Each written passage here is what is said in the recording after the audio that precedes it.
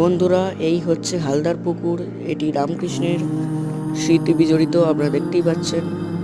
এবার আমরা চলেছি লাহা বাড়ির একটা বিশেষ জায়গায়, যেখানে যাত্রা হয়েছিল আর রামকৃষ্ণদেব অভিনয় করেছিলেন শিবের চরিত্রে। শিবের চরিত্রে অভিনয় করতে গিয়ে তিনি সমাধিগ্ন হয়েছিলেন এবং অনেক কষ্ট করে তার চৈতন্য স্বাভাবিক জগতে ফিরিয়ে আনতে হয়েছিল। আপনারা দেখতে পাচ্ছেন, এই সেই মন্দির। এই দেখুন লেখাটা, এই যে এখানে আপনি দেখতেই পাচ্ছেন।